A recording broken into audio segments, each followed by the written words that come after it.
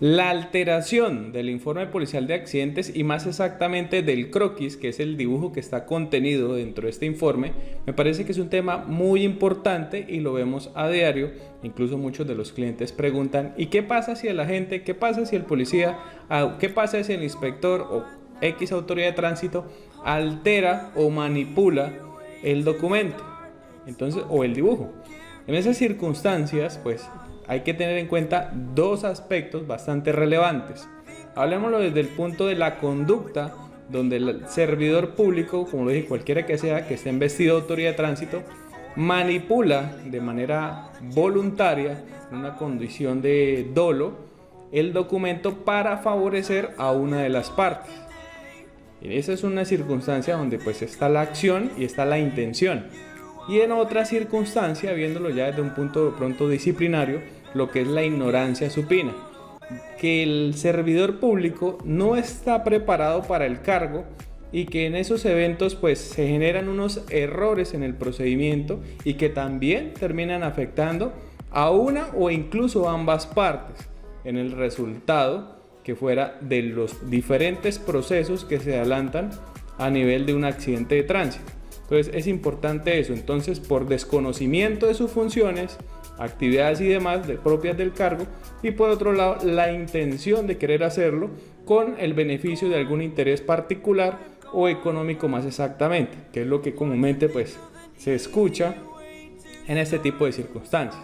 Entonces vamos a exponer un caso, o voy a exponer un caso donde es muy evidente de que el documento pues presenta una alteración. Estuve esperando pues algún tiempo hasta que saliera pues como tal ya precisamente la definición de ese proceso para poder sacar toda esta información, igual con otros casos, y que ustedes tengan como más soporte sobre lo que yo estoy hablando. Entonces, sin más preámbulo, para ser más preciso, entremos en materia.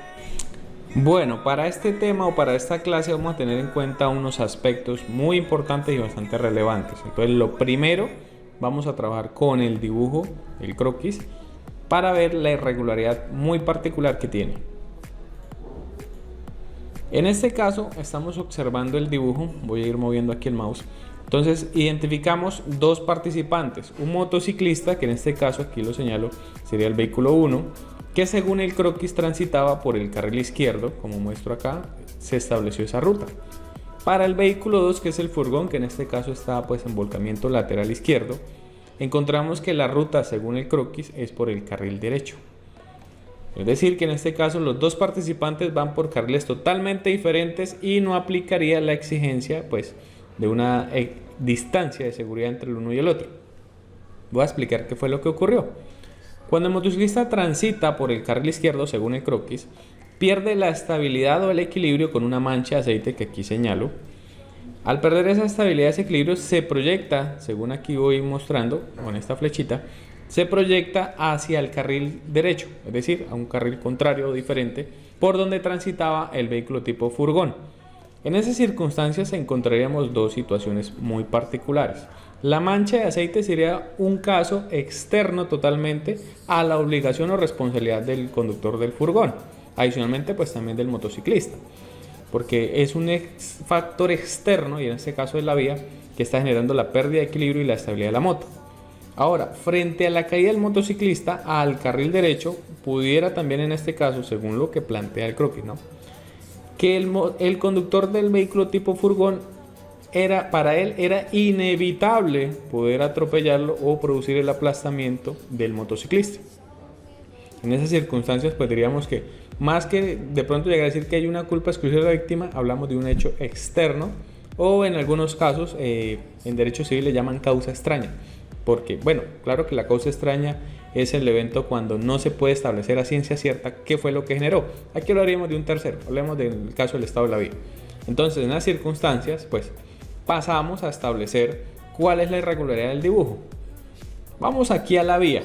Tenemos entonces en este caso una berma de 3 metros y tenemos también una calzada de 6.91 de ancho. Es decir, por la calzada donde circulan los dos participantes no llega a los 7 metros.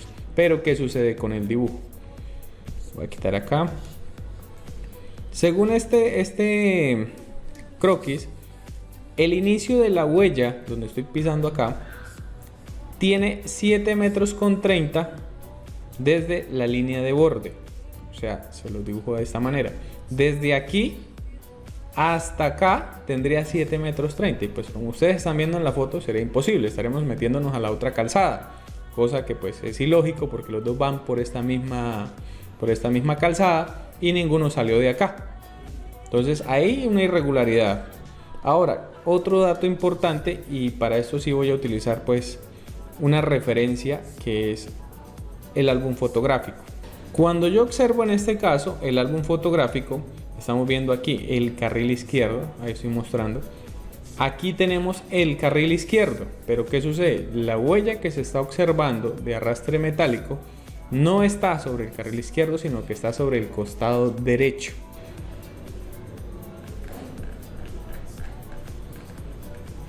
Aquí seguimos observando que el carril izquierdo no presenta la huella de arrastre metálico como lo dibuja el croquis, sino que estamos viendo como referencia objetiva y bastante clara una fotografía del mismo álbum que se elaboró en los actos urgentes de policía judicial.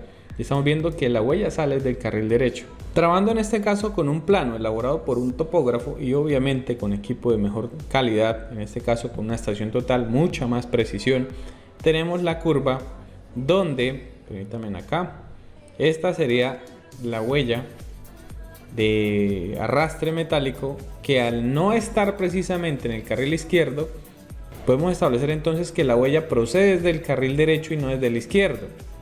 En esas circunstancias sí se establece la obligación para el vehículo tipo furgón de mantener la distancia de seguridad frente al motociclista. Porque ¿qué pasaría si, pintando ya la realidad de las cosas, el motociclista que está al frente se resbala y se cae? Se va a proyectar los 14 metros que dice según ahí la huella, y adicionalmente yo, que voy detrás del motociclista conduciendo el vehículo tipo furgón, voy a tener que llevar por lo menos, si voy a 30 km por hora, 10 metros más. Estaremos hablando ya de 24 metros. Sumado a que en este caso el furgón pues transita a una velocidad superior a los 30, hablemos de 20 metros o 25 metros más según la norma y según la velocidad que se establezca. Entonces, si tenemos que sumarle 20 más 14 ya son 34 metros. ¿Qué pasaría o cuál sería el resultado?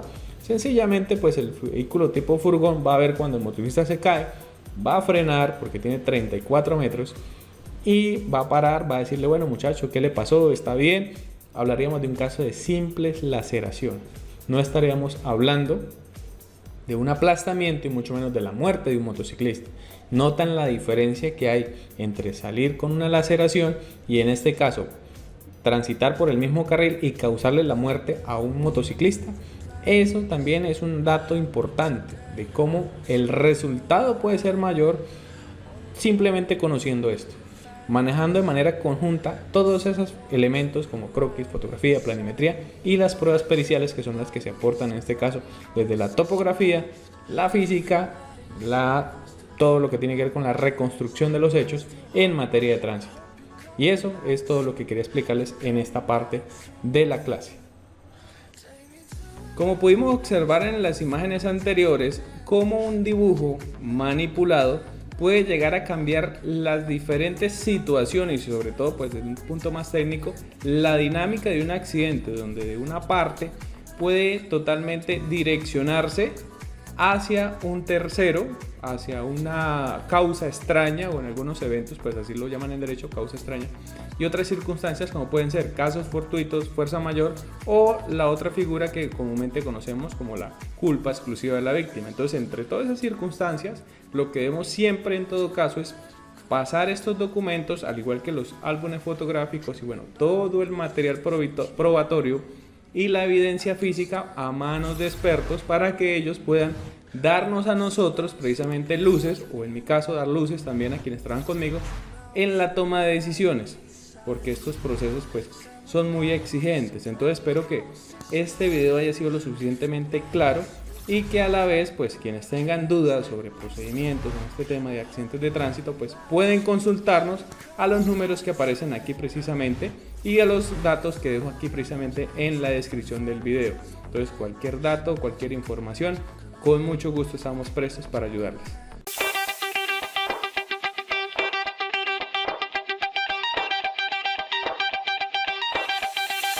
bass.